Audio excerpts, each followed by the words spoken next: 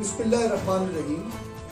Ertugrul بہت ہی معروف drama, اس کے کرداروں میں ایک بہت اہم کردار اور بہت ہی زوردار کردار وہ ابن عربی کا ہے۔ یقیناً نام لیتے ہی آپ کے سامنے ان کی تصویر آ گئی ہوتی، وہ باریش چہرہ، وہ خوبصورت سا نورانی چہرہ۔ یہ وہ چہرہ تھا اور یہ وہ کردار ہے کہ جس نے ہر مشکل وقت میں، جب ارطغرل کے لیے حالات بہت زیادہ ٹف ہو گئے، کٹھن ہو گئے، سوچنا سمجھنا اور فیصلہ کرنا مشکل ہو گیا، ان لمحوں میں ہم دیکھتے ہیں کہ اس ڈرامے کے اندر ابن العربی کا بہت بڑا کردار ہے۔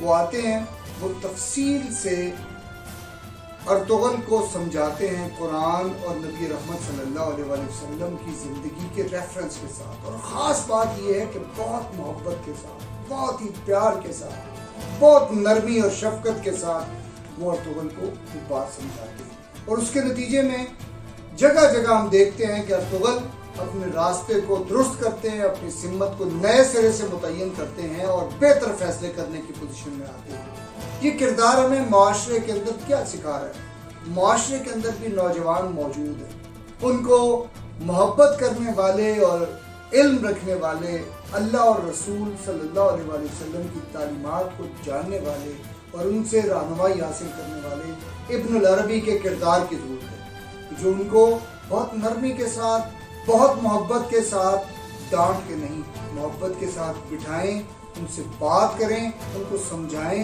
اور ان کو قرآن کا نور بھی ان کو ٹرانسفر کریں اور نبی رحمت صلی اللہ علیہ وسلم کی زندگی سے رہنمائی بھی ان کو دکھائیں، اور ان کو زندگی کا مقصد اور مدعا اور زندگی کی بڑی لڑائی جو ہم شیطان کے خلاف لڑنے، شیطان اور اس کے چیلوں کے خلاف لڑنے جا رہے ہیں، اس کے لیے جو ریکوائرڈ وزڈم ہے، جو دانائی کی ضرورت ہے، وہ وہاں سے پہنچایا جائے۔ کیا ہمارے معاشرے میں ایسا ہے؟ یقیناً اس وقت یہ ناپید ہے۔ اس وقت تو ہماری مساجد بھی وہ ہیں جن کے اندر بچوں کو ڈانٹا جاتا ہے۔ میں سمجھتا ہوں کہ ہمیں اپنے اس رول کو، اس رویے کو نئے سرے سے، نئے انداز میں مرتب کرنے کی ضرورت ہے، تاکہ ابن العربی کے کردار کو پھر سے زندہ کیا جا سکے۔